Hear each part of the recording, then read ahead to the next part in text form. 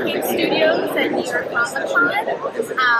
We are at 3065, and I am here with the creators of Nottingham, Connery, Volk. Hi guys, how are you doing? Doing great. It's good to be here. Great. It's good to see everybody in person. It is good to see everybody. It's our first time meeting. Having a good time. So it feels good to be a couple. Yeah, Yes. for sure. Great, great. So for those who aren't familiar with Nottingham, will you move everybody in? Sure. Nottingham is the tale of Robin Hood turned on its head. The sheriff is the protagonist in kind of a police procedural where he's trying to find a serial killer who's been stalking the area's tax collectors.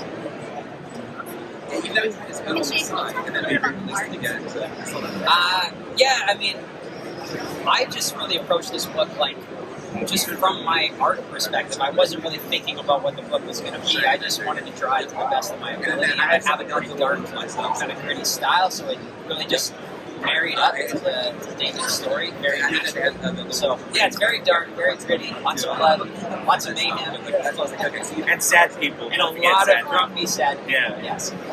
So how did you two originally met? We were both winners of Man Cave's 2019 talent search.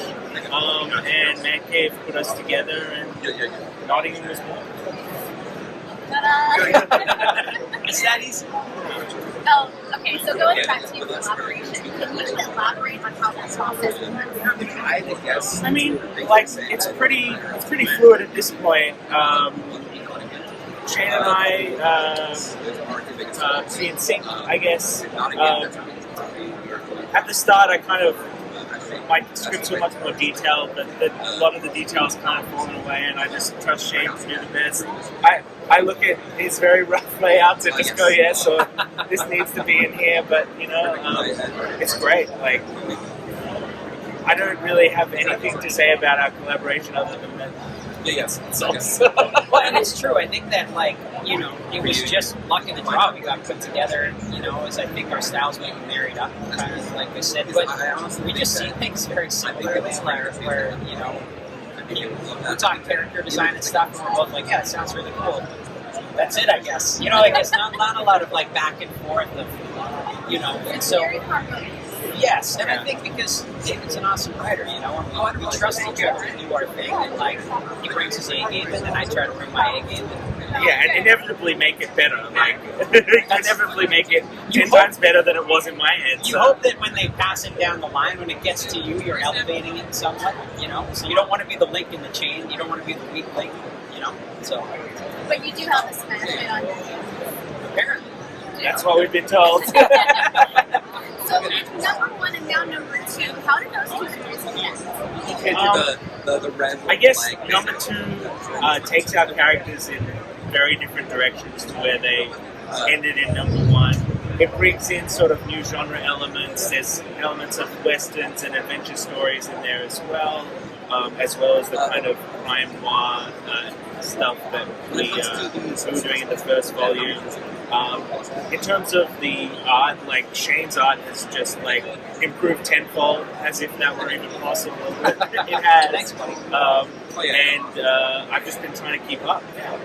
Well, and my art is it's improving because every time I get a new script, it's well, they're in Rome now. You've got to draw these cathedrals, and it's you can't not get better. David forces me to draw things that I would never want to draw, but then I start loving it as I get into it, like horses and crowds. Yeah. Like horses and crowds. So that being said, where does the creative inspiration come? For me, a lot of it is the history itself. So I'll go do a deep Wikipedia dive into the history and pull out bits and pieces, and from there, the ideas just spring out to me. It can be boring, but it's not. It's the same for me, honestly. We also didn't know this about each other, but I'm a big history buff as well. So when I saw that David was super into the actual history, I'm like, okay, I'm gonna just nerd out on this really hard. So and just the fact that I love to draw, and I get really excited when the scripts come in, and immediately start thinking okay, how am I gonna make that work visually? And I just get excited from what David's doing. So. Yeah, I don't need a lot of outside inspiration because it's all right there on the page. Okay. My phone's Very thorough. I memorized this. Yeah. So what are some of the best moments that you had? I just love seeing those pages come in. It's hard to pick a moment because we've been so distributed sort of around the world. But like this weekend, like it's awesome finally getting to meet someone I've worked with for the past 3 years in person. But beyond that, I just think like seeing the pages come in and then seeing the colours and letters go on top is always a brilliant experience. Well, it's cool for me because I get, now that everybody wants to know what happens next in the story, so do I. So I get to read it before, anybody else does. So I get to see how this is going to play out. And there's moments where I'm like, oh man, like, I'm shocked there's a fan, David's writing. So then I'm like, now how am I going to draw that to make it real? Those are my favorite moments. So how, working with Mad Studios, how is the response been? Just in light of everything, the success, the story, growth, fans, everything. I mean, I feel very supported by Man Cave. They keep letting us make more, which is great. It's the ultimate compliment. Yeah, so they keep asking you to do more. Yeah. Yeah, and I'm enjoying doing more. Well, and they've been great, honestly. Just I've been very fortunate because I do have a different kind of art style. It's like and it's gotten holding it kind of darker and grittier as the books have gone on. I haven't gotten pushback from that. Like no one's really said like you're going too far. It's really been as a creator, it's been cool to just do what I want to do, and like I get to see it a certain way, put it on the page, and everyone's like, "Great, like keep running." Like, and it's been nice, not feeling like if I draw something that somebody, I'm like, they're probably not gonna like that. You know what I mean? And having that sort of pressure has been very open to just do, like, for myself, I know it's been open to just do what I want to do and have that embraced. So it's super cool. Yeah, we've been unleashed, so to speak. Like we just get, it's a very comforting thought to be that Mad Cave is like, just do your thing. We'll give you money, do your thing. But so much freedom. Yeah, absolutely. That's awesome. So, can I get a drum? Exactly. So, the big question is, what is next for Nottingham? Okay, so coming next year we have an awesome anthology with some of Mad Cave's 2021 talent search winners, all of them, which is very exciting. It's called Tales of Nottingham, and we are taking sort of closer looks at the backstories of a lot of the characters.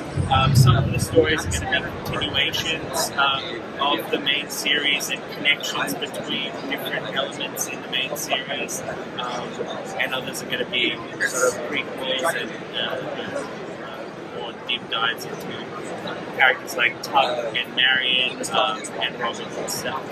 I'm really quite thankful for the opportunity to mentor some of the newer creators and sort of handhold them through this process, because anyone who's starting out in comics, it's a rough time often, and having that support that Mad Cave has given us, I think, and being able to pay that forward has been really awesome. So, in Nottingham and Yeah. And it's cool for me to see, it's characters we talked about, and I designed those faces and costumes, and now you're seeing other artists take that on, and that's really good to see.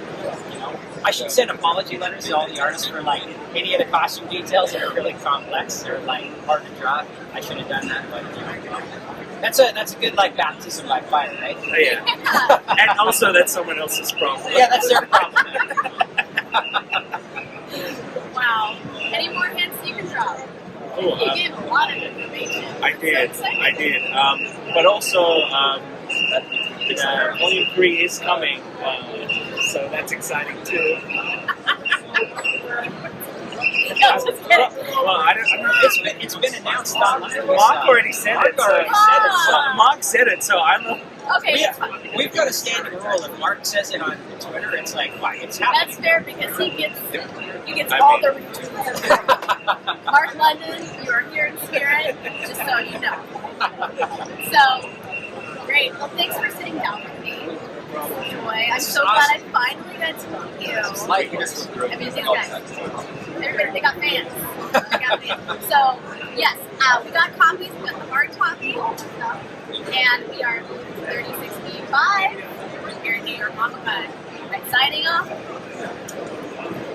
Bye, everybody.